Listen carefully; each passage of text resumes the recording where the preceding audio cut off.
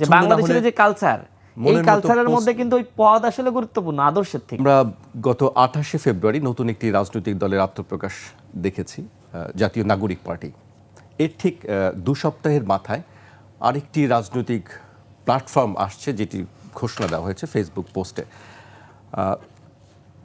এই বিষয়ে আমি রাশেদ খানের কাছে জানতে চাইব যে আসলে আরেকটি রাজনৈতিক দল গঠনের কি প্রয়োজন পড়লো হঠাৎ করে? ধন্যবাদ সবাইকে। গণ অধিকার পরিষদের পক্ষ থেকে পবিত্র মাহে রমজানের শুভেচ্ছা। আজকের যে অনুষ্ঠানের হেডলাইন পদ, পদবি ও রাজনৈতিক আদর্শ, দেখেন যতই আসলে আমরা রাজনৈতিক আদর্শের কথা বলি না কেন, দিন শেষে পদ এবং পদবি এটাই আসলে গুরুত্বপূর্ণ বিষয় হয়ে দাঁড়ায় বাংলাদেশের রাজনৈতিক প্রেক্ষাপটে। যারাই আদর্শের কথা বলছে তারা কিন্তু জাস্ট নামে মাত্র বলছে। বাংলাদেশের কালচারটাই আসলে এরকম। দেখেন সংস্কার আসলে কেমন হয় একটা দেশের জনগোষ্ঠী যেরকম ঠিক তার সংস্কার সেই রকমই হয়। আপনি নিশ্চয়ই জানেন, যখন আমরা পড়াশোনা করেছি আমাদেরকে সংস্কৃতি শেখানো হয়েছে যে সংস্কৃতি কি, তোমার দেশের জনগণ যা করে সেটাই তোমার সংস্কৃতি, সেটাই তোমার কালচার। ঠিক একইভাবে বাংলাদেশে কিন্তু আমরা লক্ষ্য করছি যে বাংলাদেশের মানুষের আসলে যতই মিষ্টি কথা বলুক না কেন পদে বা চেয়ারে বসে, তিনি কিন্তু ওই আপনার পদ এবং চেয়ারের বাইরে তার কিন্তু আরেকটা রূপ আছে, আরেকটা চরিত্র আছে, এবং সেটা কিন্তু আবার কলুষিত। বাংলাদেশের বাস্তবতা আমি মনে করি পলিটিক্যাল বাস্তবতা এখনও পর্যন্ত আমেরিকা ইউরোপের মতন হয়নি। আমি খুব অতি সম্প্রতি আমি চীন সফর করেছি, সেখানে গিয়েছি।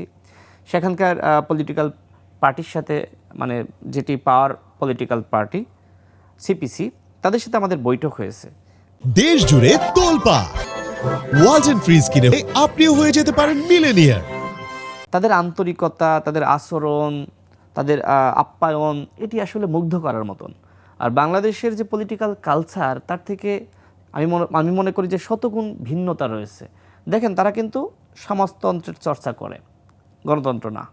তারপরেও আমার কাছে মনে হয়েছে যে ওই সমাজতন্ত্রের মধ্যে গণতন্ত্রের ন্যূনতম ঘাটতি নাই।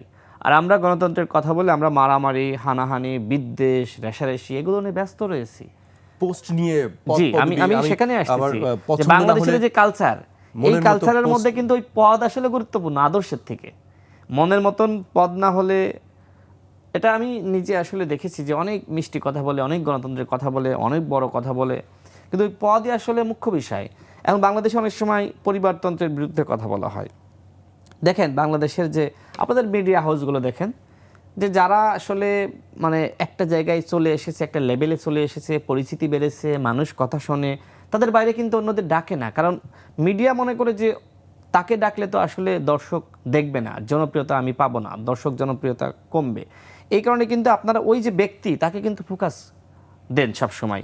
ঠিক একইভাবে পলিটিক্যাল পার্টিতেও একই অবস্থা। যিনি আসলে একটা জায়গায় চলে যান, ওই পার্টির নেতাকর্মীরা মনে করে যে আসলে তাকে ছাড়া আসলে সম্ভবপর নয়। যেমন নতুন পার্টি গঠিত হয়েছে, এখন এই পার্টির যে আলোচনা, আমরা সেই আলোচনাতে বাইরে আমরা দেখলাম যে নাহিদ ইসলাম ছাড়া আসলে এখানে আহ্বায়ক যদি কেউ হয় কেউ মানবে না, নাহিদ ইসলামকে আহ্বায়ক হতেই হবে। তো যে কারণে আদিবারিবু টকশোতে বলেছে, এই টকশোতে আমি এবং সে আরেকটা টকশোতে ছিলাম, সে নিজেই বলেছে যে আমি নাহিদ ইসলামকে আসলে পদত্যাগ করার আহ্বান জানাবো। তার একাধিক বক্তব্য কিন্তু গণমাধ্যমে এসেছে যে নাহিদ ইসলাম এখন এই মুহূর্তে আসলে এই নতুন দলের নেতৃত্ব দেওয়ার জন্য একমাত্র ব্যক্তি, অন্য কেউ আসলে আসলে ডিবেট তৈরি হবে।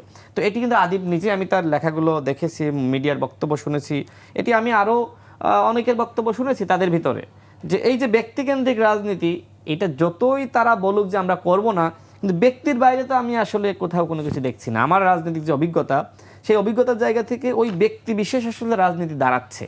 হ্যাঁ, একটা পর্যায়ে যদি ওই ব্যক্তি মনে করেন যে হ্যাঁ আমার পরিবর্তনটা করতে হবে, আমি সারা জীবন ধরে চেয়ার আঁকড়ে রাখবো না, তাহলে হয়তো পরিবর্তন সম্ভব। কিন্তু এখনো পর্যন্ত যে বাস্তবতা, ব্যক্তির বাইরে কিচ্ছু নাই।